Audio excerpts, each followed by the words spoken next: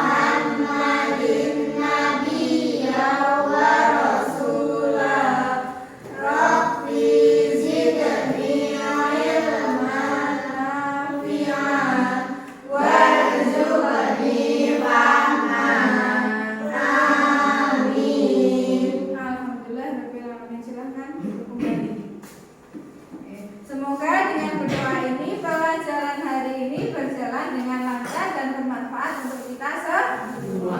Amin. Persiapkan buku tulisnya, buku pelajaran sama buku tulisnya. Guru absen ya.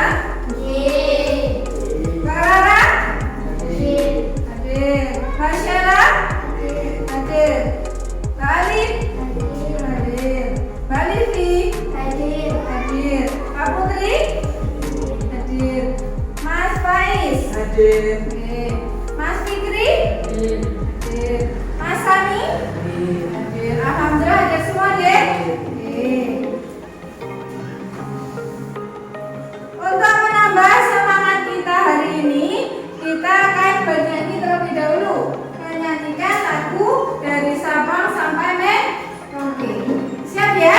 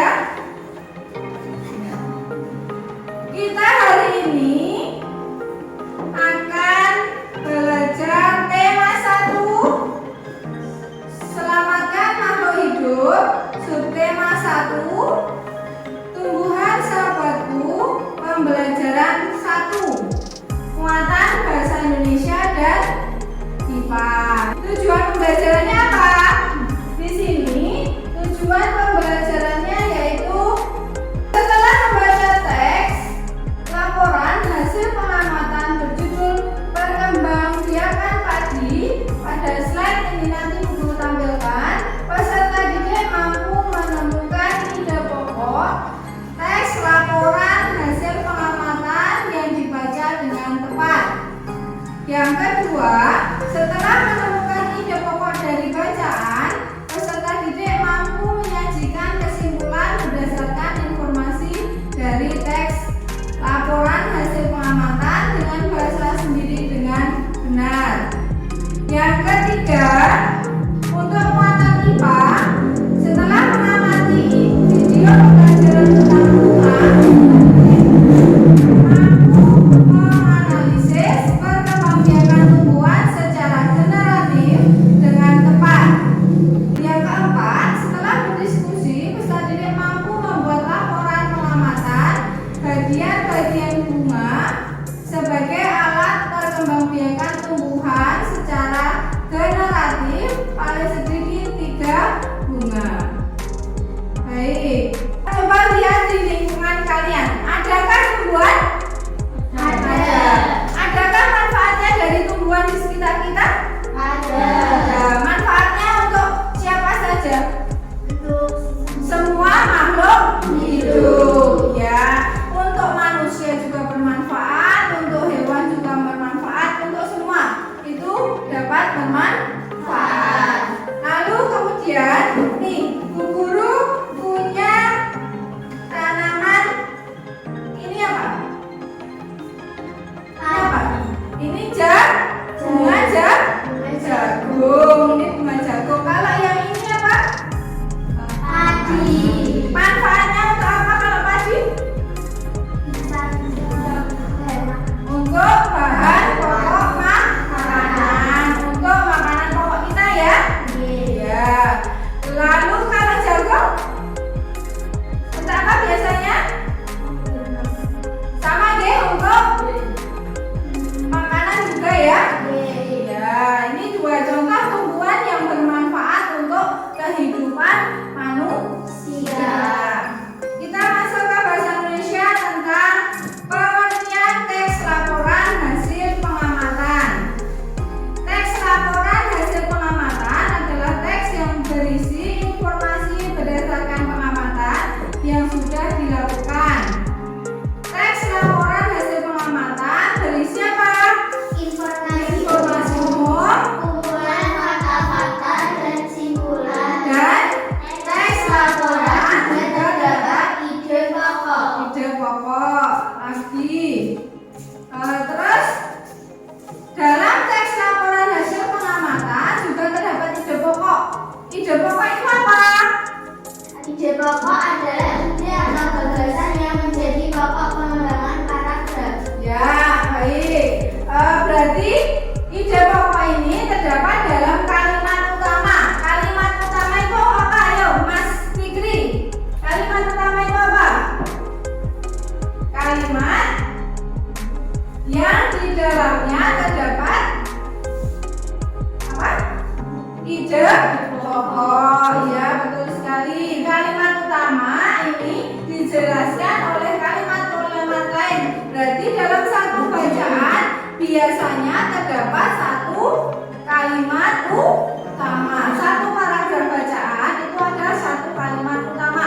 Di dalam kalimat utama itu terdapat ide pokok. Berarti ide pokok itu dari ringkasan dari kalimat utama.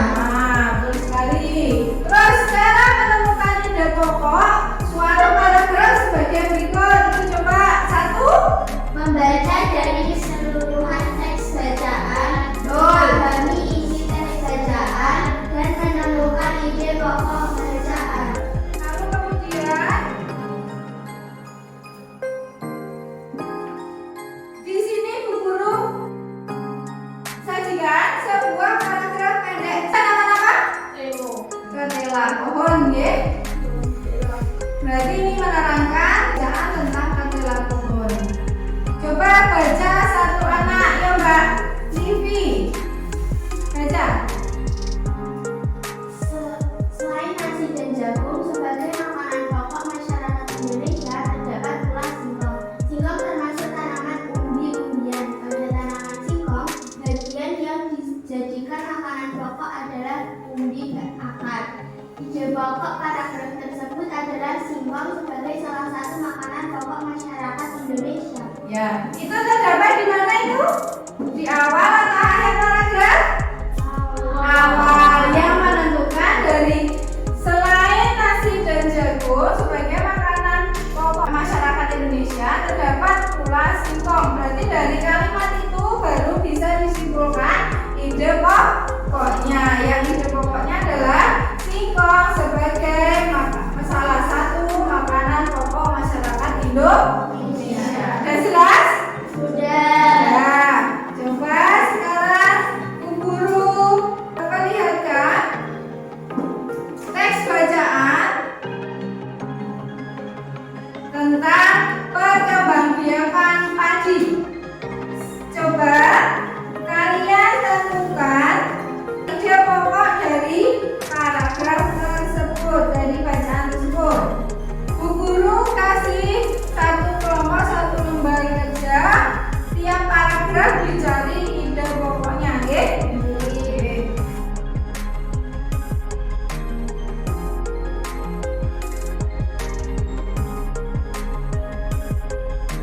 Sudah selesai semua?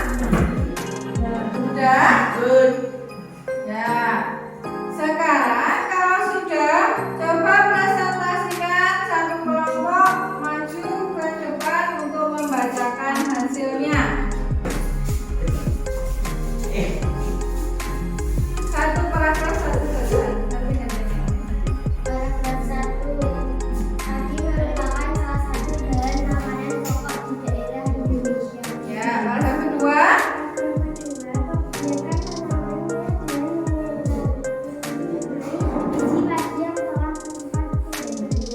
Oke, paragraf ketiga. Betul sekali. Keempat. Supaya padi selalu tersedia, maka petani padi harus menanam kembali sebagian biji padi dari hasil panen. Betul sekali. Beri tepuk tangan ke kelompok dua. Silakan duduk kembali. Baik, berarti sudah jelas ya? Sudah paham apa yang dimaksud ide pokok. Sekarang hasilnya dikumpulkan terlebih dahulu. Oke. Terus lanjut ke materi kedua. Kita akan belajar tentang perkembangbiakan tumbuhan. Perkembangbiakan tumbuhan itu dibagi menjadi dua, yaitu perkembangbiakan vegetatif dan perkembangbiakan generatif. Kalau yang vegetatif apa? Tidak kawin atau alami, tanpa dibuat-buat. Sifat anak sama dengan induknya. Kalau yang generatif atau kawin, yang pertama terjadi penyerbuk. Jatuhnya serbuk sari di kepala putih. Yang kedua, terdapat benang sari sebagai alat kelamin jantan. Lalu terdapat putih sebagai alat kelamin betina pada tumbuhan. Lalu sifat anak tidak sama dengan induknya. Untuk memperjelas materi, Bu Guru tampilkan videonya ya. Simak baik-baik. Perkembangbiakan tumbuhan. Apa sih yang dimaksud perkembangbiakan tumbuhan? Perkembangbiakan tumbuhan itu adalah suatu proses yang bertujuan untuk memperbanyak jumlah tanaman spesies atau jenis tertentu.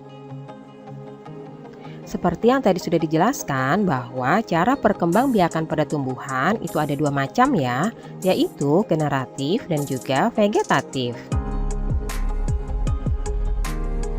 Kali ini kita akan belajar tentang perkembangbiakan secara generatif. Nah, perkembangbiakan generatif ini adalah perkembangbiakan makhluk hidup, dalam hal ini adalah tumbuhan yang terjadi melalui proses perkawinan atau penyerbukan. Nah, peristiwa perkembangbiakan secara generatif ini dialami oleh tumbuhan yang berbunga. Jadi, alat perkembangbiakan tumbuhan itu adalah bunga ya. Bunga memiliki benang sari sebagai alat kelamin jantan dan juga putik sebagai alat kelamin betina. Bagian yang pertama adalah tangkai bunga. Tangkai bunga menghubungkan bunga dan batang. Fungsinya adalah untuk menyokong pertumbuhan bunga agar tetap bisa berdiri tegak. Kemudian yang kedua adalah dasar bunga, yaitu bagian ujung tangkai bunga yang agak membesar. Dasar bunga ini ada di atas tangkai bunga. Selanjutnya bakal biji. Nah, di dalam bakal biji ini terdapat sel ovum dan juga calon lembaga. Bagian bunga selanjutnya adalah kelopak. Fungsinya melindungi mahkota bunga saat masih kuncup dari ulat, hama, wereng, dan lain sebagainya. Nah, yang berwarna cerah ini disebut mahkota, berfungsi untuk mempercantik tampilan dari si bunga agar serangga-serangga tertarik untuk datang melakukan atau membantu penyerbukan bunga. Berikutnya ini adalah benang sari. Benang sari ini terdiri dari kepala sari dan juga tangkai sari. Fungsinya adalah sebagai alat perkembangbiakan jantan. Jadi alat perkembangbiakan jantan ini pada bunga adalah benang sari ya. Nah, bagian selanjutnya itu adalah putik. Putik terdiri dari kepala putik dan juga tangkai putik. Putik merupakan alat perkembangbiakan betina pada bunga. Jadi si putik ini akan mengandung bakal buah atau bakal biji. Nah, anak-anak, itulah bagian-bagian daripada bunga. Nah, kalian sudah tahu ya apa saja sih bagian dari bunga dan apa saja fungsinya masing-masing. Nah, dalam perkembangbiakan secara generatif ini diawali dengan proses penyerbukan pada bunga ya, yaitu bertemunya sel jantan dan betina sehingga terjadi proses pembuahan atau proses menempelnya benang sari ke kepala putik. Nah, secara sederhana, perkembangbiakan secara generatif ini pada tumbuhan dapat dijelaskan sebagai berikut ya.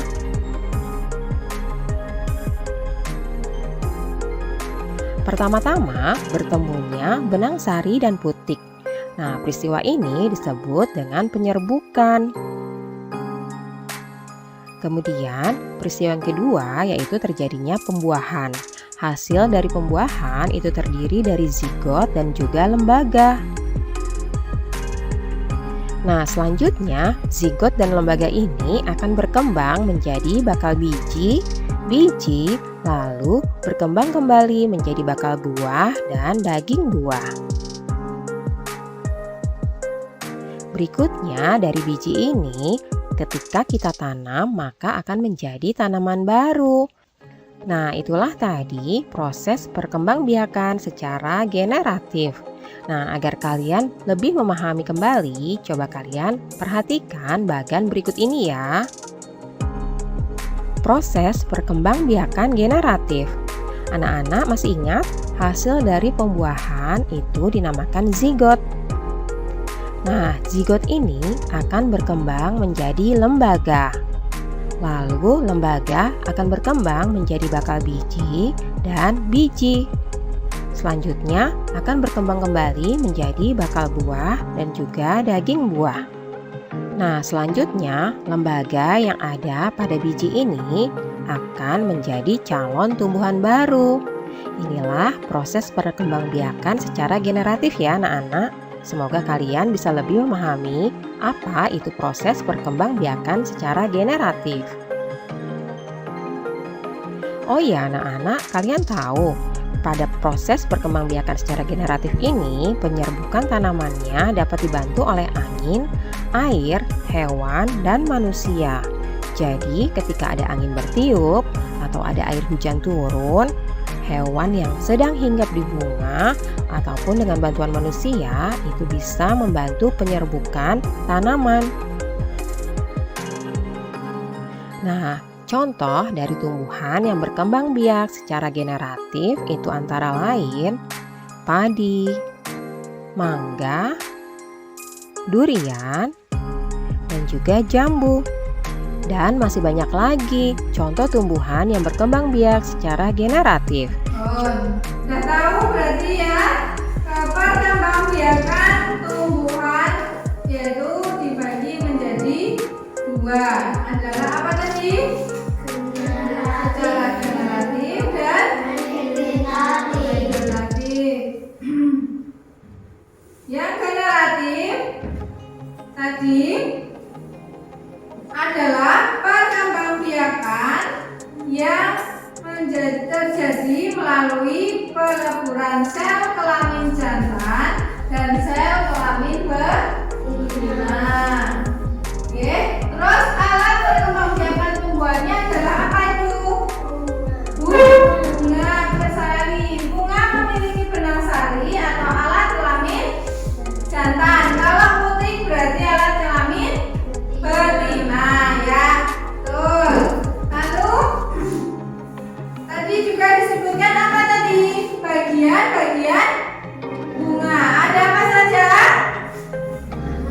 Mahkota,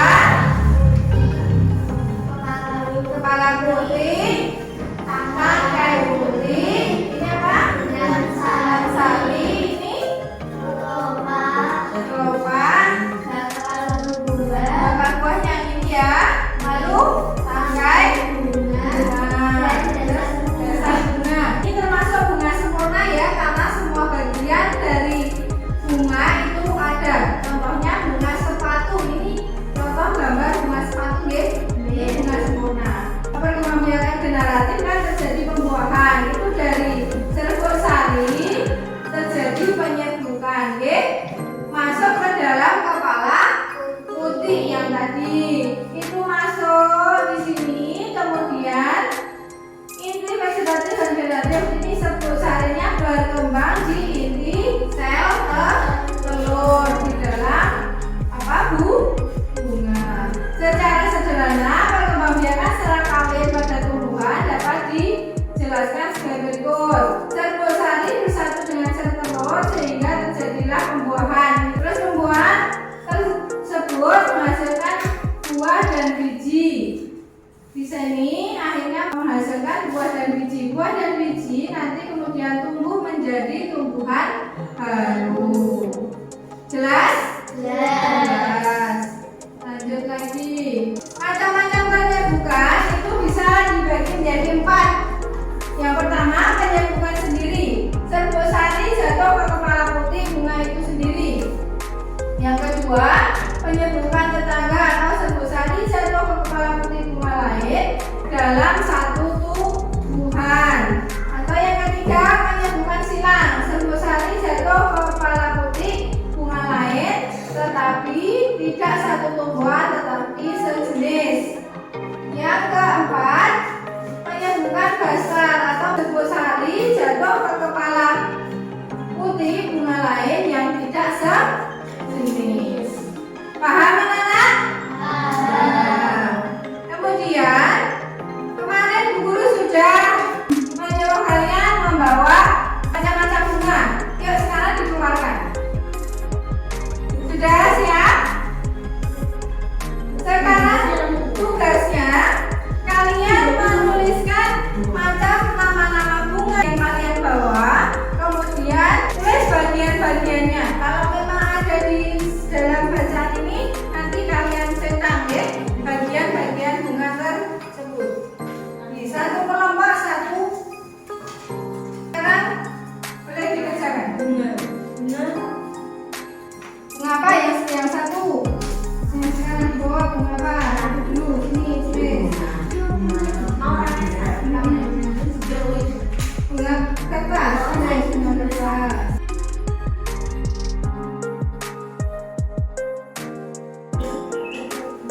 Sudah selesai semua? Sudah. Sekarang kita presentasikan. Lanjut ke depan.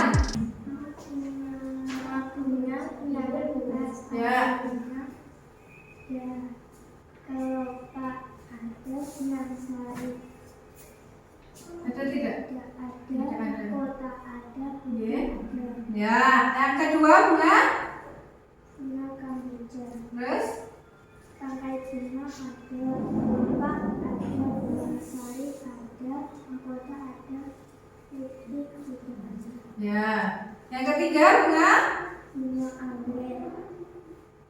Anggrek. Bunga ada, jeruk tidak ada, dan sari tidak ada, mahkota ada, putih tidak ada. Ya. Lanjut. Fungsi dari macam bagian dari bunga dibaca.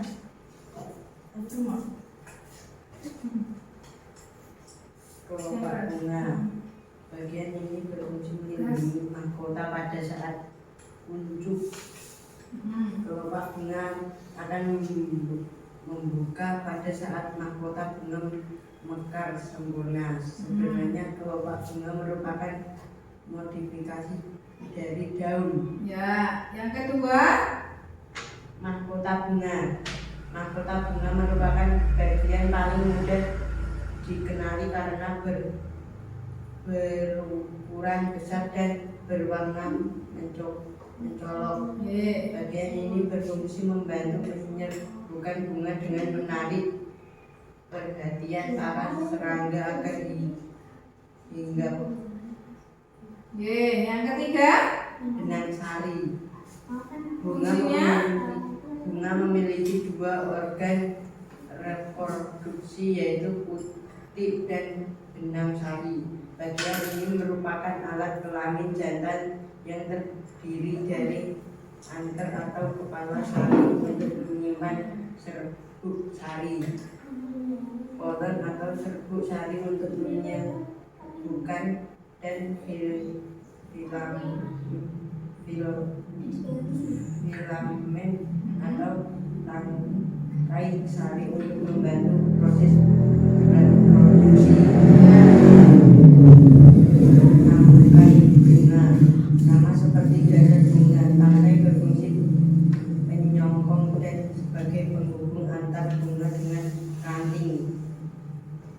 Kepala putih salah satu bagian bunga yang tidak kalah penting adalah putih. Oleh sebab itu bagian ini mengandung sel-sel telur untuk berproduksi. Posisi putih terletak pada tengah bunga dan terdiri dari 3 bagian yaitu stigma atau kepala putih, sitrus atau tangkai putih, dan ovarium atau bakal buah. Betul teman-teman untuk kelompok 1. Boleh duduk kembali. Sekarang giliran kelompok 2 mempresentasikan hasil dari diskusinya.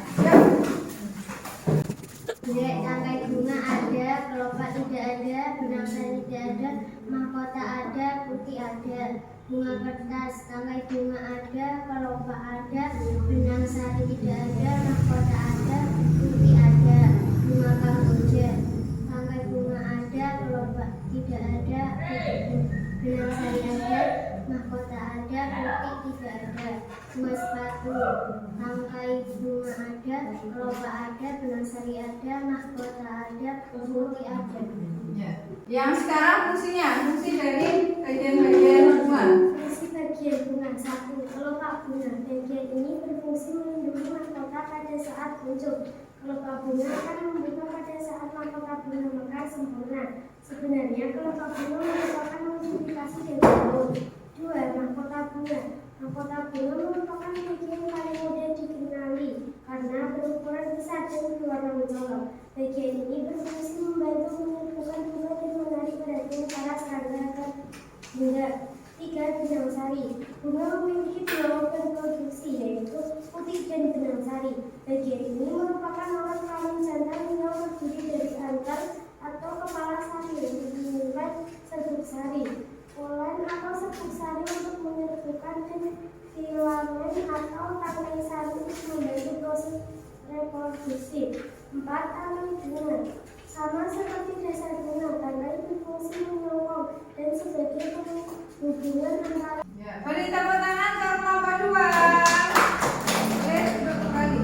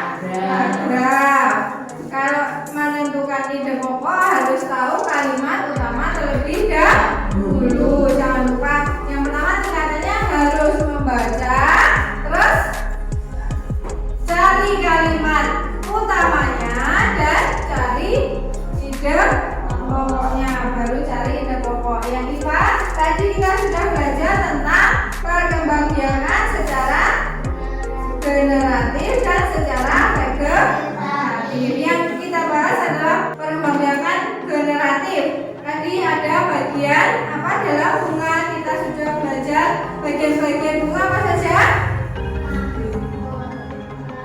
Terus putih, terus sari, kelopak, apalagi tangkai bunga.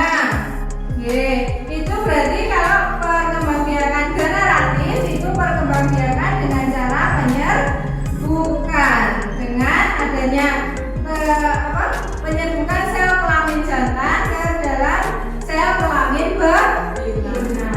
Ada pertanyaan anak-anak? Sudah jelas semua? Nah, sekarang mengisi lembar refleksi diri ya. Untuk tugas kelompoknya tadi sudah semua? Sudah. Sekarang kumpulkan lagi. Buku cukupkan sekian pembelajaran hari ini. Semoga bermanfaat untuk kita semua. Boleh bersemas-semas? Satu pimpin doa.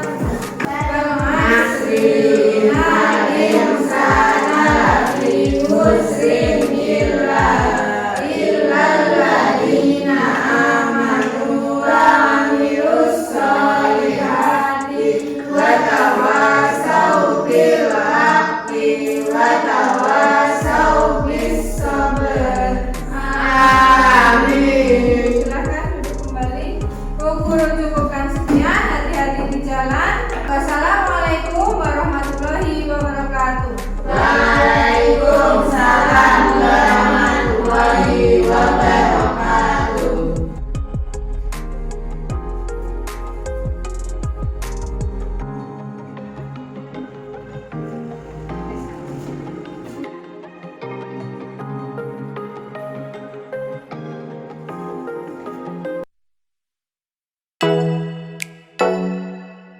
Oh